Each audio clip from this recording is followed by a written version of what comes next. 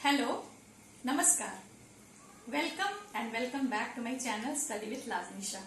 मैं लाजनीशा आप लोगों के समक्ष फिर से उपस्थित हूँ अपने जो हमने लास्ट वीडियो बनाया था यूएनएफ उसी को कंटिन्यू करने के लिए।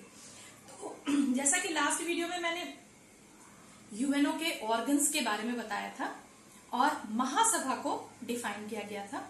आज मैं आपको उसके और ऑर्गन्स के बारे में बताऊंगी, लेकिन महासभा से रिलेटेड कुछ और जो बहुत जरूरी बातें हैं जो आपको जाननी चाहिए, खास करके 12th के जो मेरे स्टूडेंट्स हैं जो अभी पेपर देंगे, उनका एमसीक्यू बेस्ड पेपर होने वाला है नवंबर के महीने में ही। उनका ये टॉपिक भी, ये चैप्टर भी पॉलिटिकल साइंस में आ रहा है, तो उनके लिए बहुत ज्यादा लाभकारी ये होगा, उनको बहुत ही फायदेमंद होगा ये। और ये सारे पॉइंट्स जो अभी मैं बताने जा रही हूँ महासभा से रिलेटेड, ये भी बहुत जरूरी है उनके लिए। खास करके अभी का जो समय है वो यूएनओ के महासभा का अधिवेशन चल रहा है। सत्र स्टार्ट है 76 यानी कि 76वां अधिवेशन ये है अमेरिका के न्यूयॉर्क में, जो कि इसका मुख्यालय है महासभा का। वहां पे अभी सत्र चल रहा है। मैंने लास्ट वीडियो में भी आपको बताया था कि सितंबर के महीने में महासभा का सत्र शुरू होता है। तो बहुत सारे कंट्री, जितने भी हमारे सदस्य देश हैं यूएनओ के, वो वहां कुछ गए हैं और कुछ वर्चुअल ही मीटिंग अटेंड कर रहे हैं, जिसमें हमारे देश के प्रधानमंत्री श्री नरेंद्र मोदी जी वहां पे गए हुए हैं। तो मैं आपको यहाँ पे ये बता देना चाहती हूँ कि हर बार महासभा की अध्यक्षता के लिए एक देश को चुना जाता है। एक देश जो है वो as a president, as a अध्यक्ष महासभा में शामिल होता है। तो इस बार जो महासभा के अध्यक्ष के रूप में 76वें सत्र के अध्यक्ष के रूप में चुने गए हैं, उनका चुनाव होता है बकायदा। वो जो चुने गए हैं वो है अब्दुल्ला शाहिद, जो कि मालदीव के हैं। ये महासभा के अध्यक्ष का चुनाव जून के महीने में संपन्न होता है। जून के महीने में ही हमारे जो यूएनओ के सदस्य देश हैं, जैसा कि अभी 193 कंट्रीज हैं मेंबर के रूप में, वो वोटिंग के जरिए चुनाव करते हैं। तो अभी के फिलहाल के जो अध्यक्ष हैं, इस बार जो अध्यक्षता कर रहे हैं वो अब्दुल्ला शाहिद मालदीव के हैं। 12th के स्टूडेंट्स बहुत ही ध्यान से सुनिएगा, हो सके तो नोट डाउन कर लीजिए और अपना एक नोट्स तैयार कर लीजिए। इसके पहले जो 75वें या 75th सत्र जो हुआ था, उसके अध्यक्ष वोल्कर बोजकिर थे, जो कि टर्की या तुर्की जिसे कहते हैं वो थे। अभी उनके जगह पे मालदीव के अब्दुल्ला शाहिद को चुना गया है। अब मैं आपको बता दूं, क्या भारत भी कभी अध्यक्षता कर चुका है महासभा का? हाँ, भारत को भी मौका मिला है 8वें सत्र में, जो कि 1953 को हुआ था। और सबसे बड़ी गर्व की बात है हमारे लिए कि पहली महिला अध्यक्ष के रूप में हमारे भारत की श्रीमती विजय लक्ष्मी पंडित यूएनओ की महासभा की अध्यक्षता वो कर चुकी है। तो ये हमारे लिए बहुत बड़े गर्व की बात है कि यूएनओ की पहली महिला अध्यक्ष हमारे कंट्री की श्रीमती विजय लक्ष्मी पंडित थी। अगर देखा जाए तो यूएनओ की अध्यक्षता 4 महिलाओं ने किया है। श्रीमती विजय लक्ष्मी पंडित को लेकर के 3 अन्य, यानी कि टोटल मिला के 4 महिलाओं ने अध्यक्षता अब तक उन्होंने की है यूएनओ की, जिसमें कि 1969 में जो कि 24वां सत्र था यूएनओ का महासभा का, उसमें एंजी एलिजाबेथ ब्रुक्स, जो कि लाइबेरिया की थी, उन्होंने अध्यक्षता की थी महिला अध्यक्ष के रूप में। उसके बाद 2006 में जो कि 61st सत्र था, अधिवेशन था महासभा का, उसमें हया राशेल अल खलीफा, जो कि बहरीन की थी, उन्होंने अध्यक्षता की थी। इसके बाद 2018 में जो कि 73वां सत्र था यूएनओ की महासभा का, उसमें मारिया फर्नांडा एस्पिनोसा, जो कि इक्वेडोर की थी, उन्होंने अध्यक्षता किया था महासभा का, यूएनओ की महासभा का। और मैं आपको कुछ बातें और बता देना चाहती हूँ कि 2 बार अध्यक्षता करने का मौका सिर्फ 3 देशों को मिला है। यूएनओ में 193 कंट्रीज मेंबर हैं, उसमें से सिर्फ 3 ऐसे कंट्री हैं जिन्हें दोबारा अध्यक्षता करने का मौका मिला है महासभा का। वो 3 कंट्री नाइजीरिया, इक्वेडोर और अर्जेंटीना है। तो ये बहुत ही इम्पोर्टेंट बातें हैं, खास करके 12th के बच्चों के लिए, क्योंकि ये अभी सितंबर में सत्र चल रहा है, नवंबर में आपका पेपर होने वाला है। जैसा कि मैंने बताया कि यूएनओ आपका एक मेन टॉपिक है, तो आप इन बातों को अच्छे से समझ लीजिएगा, याद कर लीजिएगा। तो एक और बात है, बहुत इंपॉर्टेंट है, जैसे कि सिक्योरिटी काउंसिल के जो परमानेंट मेंबर हैं, इसके बारे में हम सिक्योरिटी काउंसिल में ज्यादा डिटेल से पढ़ेंगे, पर यहाँ जानने वाली एक बात बहुत जरूरी है जिसको मैं बता देना चाहती हूँ कि महासभा के अध्यक्षता के रूप में जो सिक्योरिटी काउंसिल के 5 परमानेंट कंट्री हैं, उनका चुनाव नहीं किया जाता है, वो नहीं चुने जाते हैं। वो 5 कंट्री के बारे में मैं अभी आपको सिक्योरिटी काउंसिल के बारे में जब अभी बताऊंगी, इसके बाद तो मैं बताती हूँ याद करने का तरीका। तो सिक्योरिटी काउंसिल के बारे में अब हम जानते हैं। सिक्योरिटी काउंसिल यानी कि सुरक्षा परिषद बहुत ही इम्पोर्टेंट ऑर्गन है यूएनओ का। इसमें टोटल 15 सदस्य हैं, 15 मेंबर्स हैं, 15 कंट्री जो हैं इसके मेंबर होते हैं, जिसमें कि 5 परमानेंट मेंबर हैं, 5 स्थायी सदस्य हैं। वो कभी भी बदलते नहीं है, उनका चुनाव नहीं होता, वो हमेशा वहां पे हैं। ये 5 देश कौन कौन से हैं, इसको याद करने का तरीका कैसे है, सब लोग अलग अलग तरीके से याद करते हैं, पर मेरा याद कराने का तरीका शायद आपको थोड़ा अलग लगेगा, पर इजी भी है। थोड़ा सा ध्यान से देखें तो बहुत जल्दी याद हो जाएगा। तो 5 स्थायी सदस्य जो यूएनओ के हैं वो है फ्रांस, रसिया, इंग्लैंड, चाइना और America. France, Russia, England, China और अमेरिका, ये 5 परमानेंट मेंबर हैं यूएनओ के। इनको याद करने का तरीका क्या है, आप याद कर लीजिए फ्रेका, FRECA, फ्रेका। फ्रांस, रसिया, इंग्लैंड, चाइना और अमेरिका, ये 5 परमानेंट मेंबर हैं और 10 मेंबर का और चुनाव किया जाता है 2 वर्षों के लिए। कहां पे चुनाव होगा, महासभा में। महासभा में मैंने पहले भी बताया था लास्ट वीडियो में कि महासभा का बहुत बड़ा रोल होता है। ये पूरे विश्व के संसद के जैसा है, जितने भी ऑर्गन्स के चुनाव वगैरह जितने भी होते हैं वो सारा महासभा में ही संपन्न होता है। तो यहाँ पे सुरक्षा परिषद यानी सिक्योरिटी काउंसिल के 10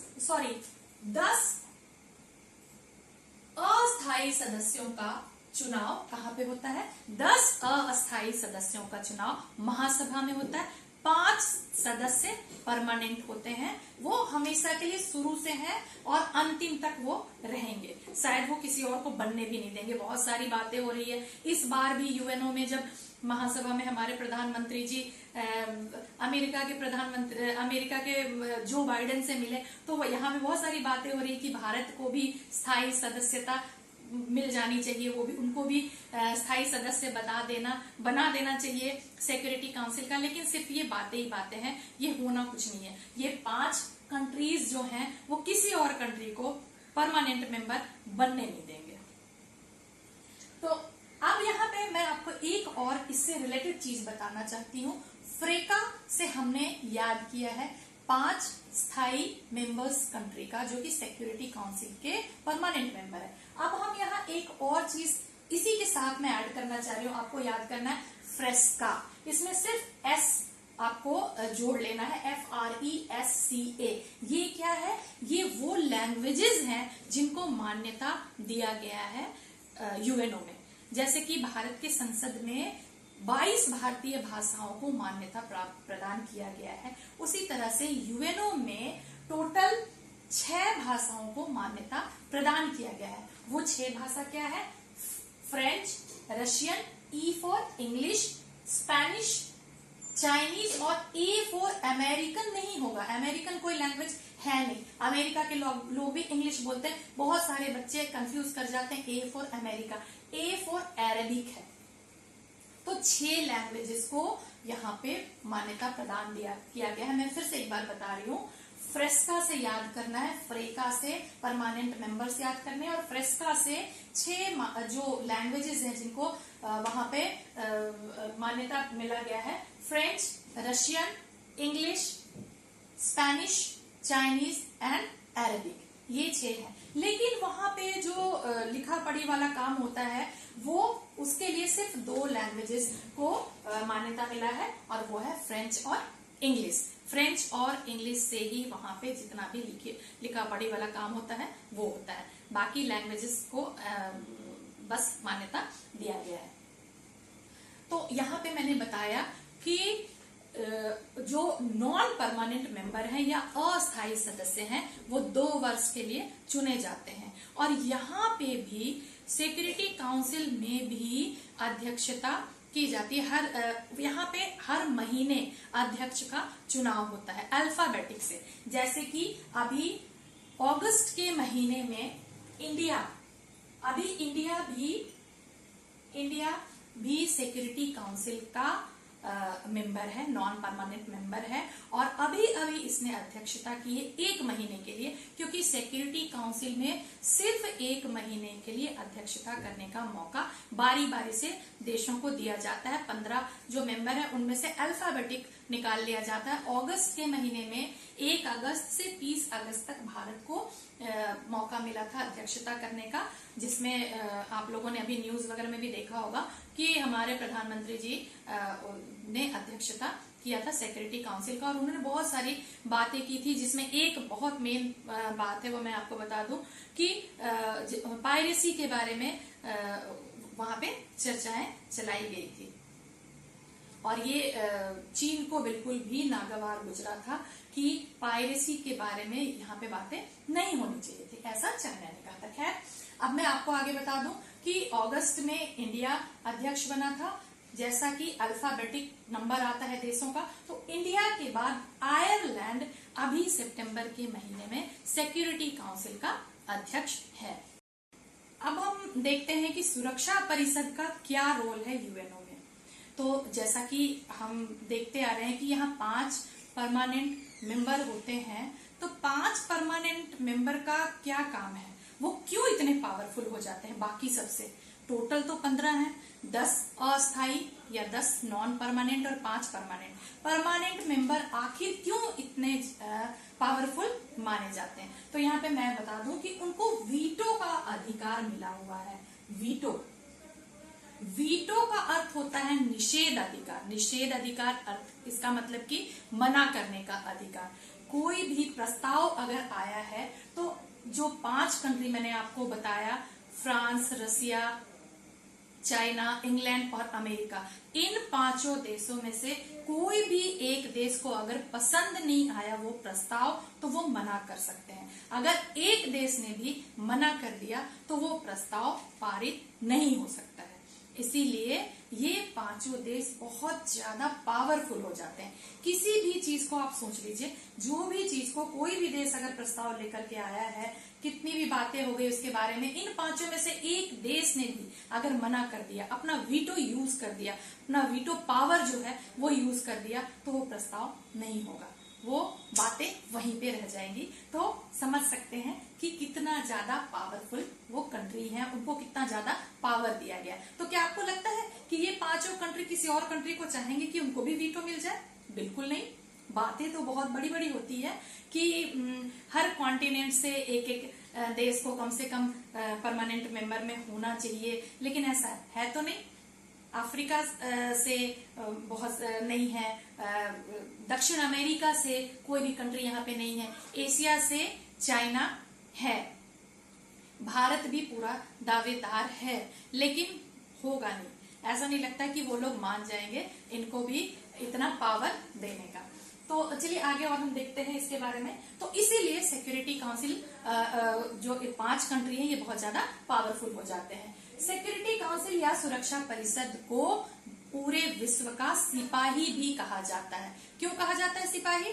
क्योंकि जैसे कि सिपाही का क्या होता है, क्या रोल होता है? सिपाही किसी भी देश में या उसका काम होता है कि सुरक्षा देना, लोगों को सुरक्षित रखना और शांति देना। सिपाही का काम होता है कि लोगों को सुरक्षित रखना और शांति कायम रखना। तो इसका भी सबसे मेन काम है सिक्योरिटी काउंसिल का अंतर्राष्ट्रीय सुरक्षा और शांति कायम रखना। कैसे? सारे मामलों की जांचबीन करना, कहाँ पे युद्ध का माहौल हो रहा है, ये सारी चीजों की देखभाल करता है, पता लगाता है और सुरक्षित रखने की कोशिश करता है सारे कंट्रीज को, और देश में शांति का माहौल बनाने की जिम्मेवारी यूएनओ के सिक्योरिटी काउंसिल को दिया गया है। महासचिव की जब नियुक्ति होती है महासभा में, हम आगे देखेंगे कि महासचिव की नियुक्ति कैसे होती है सेक्रेटेरिएट में या सचिवालय जो है इसमें उसमें महासचिव की नियुक्ति होती है। महासचिव जैसे कि प्रतिनिधित्व करते हैं यूएनओ का। अगर यूएनओ के किसी एक मेंबर के बारे में कहा जाए कि जो यूएनओ का प्रतिनिधित्व करेंगे, तो हम सबसे पहले उनके महासचिव को जानते हैं। जैसे भारत का अपने अपने देश के प्रतिनिधित्व कर्ता के बारे में अगर हम बोलेंगे कि कौन है किसी एक सबसे मेन व्यक्ति का नाम बताओ, तो हम भारत के राष्ट्रपति को बताएंगे। उसी तरीके से महासचिव की नियुक्ति की जाती है सेक्रेटेरिएट में या सचिवालय में, और उनकी नियुक्ति करने में सिक्योरिटी काउंसिल के परमानेंट मेंबर्स का बहुत बड़ा योगदान होता है। सारे मिलते हैं, परमानेंट और नॉन परमानेंट सारे मेंबर मिलते हैं और मिलकर के महासभा में चुनाव करते हैं। लेकिन महासभा में चुनाव करते वक्त ये ध्यान रखा जाता है कि जिनकी सिफारिश सिक्योरिटी काउंसिल के परमानेंट मेंबर ने किया है, उसी व्यक्ति का चुनाव महासचिव के रूप में महासभा में किया जाता है। ये बात को बहुत याद रखना है, जरूर याद रखना। तो यहाँ पे भी हम देखते हैं कि सिक्योरिटी काउंसिल के परमानेंट मेंबर कितने पावरफुल हो जाते हैं, जो कि महासचिव के चुनाव में बहुत बड़ा उनका योगदान होता है। न्यायाधीशों के चुनाव में भी भाग लेते हैं। आगे हम देखेंगे इंटरनेशनल कोर्ट ऑफ जस्टिस, अंतर्राष्ट्रीय न्यायालय, वहां पे भी न्यायाधीशों का जो जजेस होते हैं उनकी नियुक्ति की जाती है। उनकी नियुक्ति में भी इनका योगदान होता है सिक्योरिटी काउंसिल के मेंबर्स का।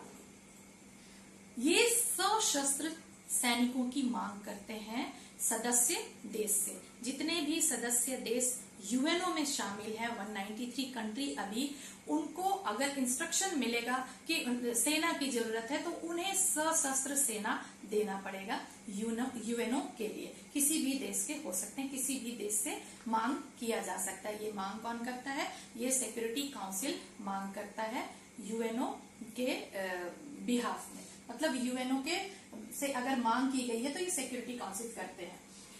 और यूएनओ की जो सेना, जो भी सेना किसी भी देश से जो भी सशस्त्र सेना आ गए यूएनओ की ओर से काम करने के लिए, उनको शांति सेना के रूप में जाना जाता है। उनको शांति सेना का नाम दिया गया है, या ब्लू हेलमेट के नाम से भी उनको जाना जाता है।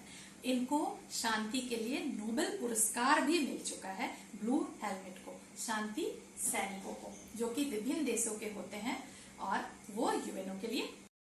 भारत कई बार सिक्योरिटी काउंसिल का मेंबर रह चुका है, अभी भी है, इस टाइम पे भी है।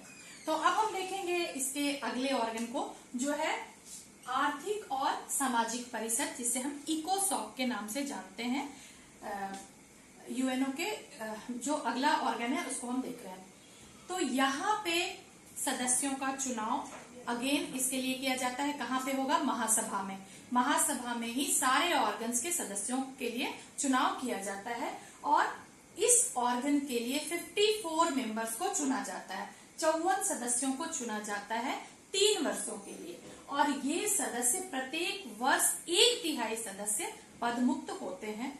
जैसे कि हमारे राज्यसभा में सारे के सारे मेंबर एक साथ ही पदमुक्त नहीं होते हैं, उसी तरीके से यहाँ पे भी इकोसॉक के मेंबर्स भी हर साल 1/3 मेंबर्स उसके पदमुक्त होते हैं, और बाकी जो बच गया उसका चुनाव फिर अगले 3 वर्षों के लिए किया जाता है महासभा में। इसमें भी एक अध्यक्ष का चुनाव होता है। इन 54 मेंबर्स जो है उनमें से एक अध्यक्ष का चुनाव किया जाता है 1 साल के लिए, यानी कि प्रत्येक वर्ष 1 साल के लिए इकोसॉक के अध्यक्ष का चुनाव होता है। यहाँ पे जो चुनाव होता है वो साधारण बहुमत के द्वारा किया जाता है। अब हम देखेंगे कि बदलाव कैसे कैसे आए। पहले कितने मेंबर्स यहाँ इकोसॉक के लिए चुने जाते थे और अब कितने हैं। 1945 में जब यूएनओ बना था उस समय इकोसॉक के लिए 18 कंट्रीज मेंबर्स के रूप में, इसके मेंबर्स के रूप में चुने जाते थे, 18 देश। 1962 में ये बढ़कर के 27 हो गया, 27 हो गया, और 1971 से 54 कंट्री मेंबर के रूप में चुने जा रहे हैं इकोसॉक के लिए, आर्थिक और सामाजिक परिषद के लिए। अब इनका कार्य क्या है, जैसे कि हम लोगों ने पहले ही देखा है कि यूएनओ के सिद्धांत और उद्देश्य और इनके कार्यों के बारे में हमने पहले ही पढ़ा है। तो इनके जितने भी कार्य हैं ये कौन करेगा, जितने भी इनके ऑर्गन्स हैं इनको अलग अलग काम का की लाइबिलिटीज दी हुई है कि इसको ये करना है, इसको ये करना है। जैसे कि हमने सिक्योरिटी काउंसिल को देखा कि वे शांति और सुरक्षा कायम करने के लिए जो फोर्सेस वगैरह या सशस्त्र सेना बुलाए जाते हैं वो सिक्योरिटी काउंसिल के द्वारा बुलाए जाते हैं, क्योंकि सिक्योरिटी काउंसिल एज अ सिपाही के रूप में, यूएनओ के सिपाही के रूप में पूरे विश्व में काम करता है। अब ये आर्थिक और सामाजिक परिषद क्या देखता है, ये पूरे विश्व की आर्थिक और सामाजिक गतिविधियों का ध्यान रखता है, सारे एक्टिविटीज को ध्यान में रखता है। आर्थिक, सामाजिक, सांस्कृतिक, शिक्षा तथा स्वास्थ्य संबंधी विषयों पर रिपोर्ट प्रस्तुत करता है और सुझाव भी देता है। सुझाव इन द सेंस कि बताता है कि इस बार पूरे वर्ल्ड में स्वास्थ्य को ठीक रखने के लिए क्या कदम उठाने चाहिए, और लास्ट ईयर के रिपोर्ट को पूरा प्रस्तुत करता है कि पिछले साल कैसा रहा, पूरे वर्ल्ड में कौन से कंट्री में ज्यादा लोग बीमार थे या अस्वस्थ थे, किस कारण थे, या शिक्षा की स्थिति क्या है कौन से देश में, इन सब का रिपोर्ट जो है ये प्रस्तुत करता है और सुझाव भी देता है इनके बारे में। मानवीय अधिकारों और मौलिक स्वतंत्रता का पालन कराना इसका काम है। प्रत्येक व्यक्ति को मौलिक स्वतंत्रता मिलनी चाहिए और उनके मानवीय अधिकारों को सुरक्षित रखना चाहिए, इस बात का ध्यान इकोसॉक करता है, जो कि यूएनओ का एक बहुत ही इम्पोर्टेंट ऑर्गन के रूप में माना जाता है। तो आज के वीडियो में मैं इतना ही। अगले वीडियो में मैं आपको बाकी जो हमारे ऑर्गन बच गए हैं वो भी काफी इंपॉर्टेंट है, उसमें भी थोड़ा टाइम लगने वाला है, तो उसके लिए मैं अगले वीडियो में आपको फिर से बताऊंगी। आप लोग कंटिन्यू रहिएगा, देखते रहिएगा, तो ही आपको पता चलेगा। अगर आप लोगों में से किसी ने मेरे पिछले वीडियो को नहीं देखा है तो प्लीज रिक्वेस्ट करती हूँ कि सारे पार्ट्स को आप लाइन से देखेंगे तो आपको ज्यादा अच्छा से समझ में आएगा। अगेन मैं फिर रिक्वेस्ट करती हूँ कि अगर आप लोगों ने मेरे चैनल को सब्सक्राइब नहीं किया है तो सब्सक्राइब कीजिए, शेयर कीजिए, लाइक कीजिए और कमेंट कीजिए। मुझे आपके कमेंट का बहुत वेट होता है, और मैं आपको ये बताना चाहती हूँ कि आप कमेंट के जरिए मुझे बता सकते हैं कि आपको और क्या चाहिए, आप किस टॉपिक पे देखना चाहते हैं। तो आज के लिए इतना ही। Thank you. अगले वीडियो में फिर से मिलते हैं। Bye bye.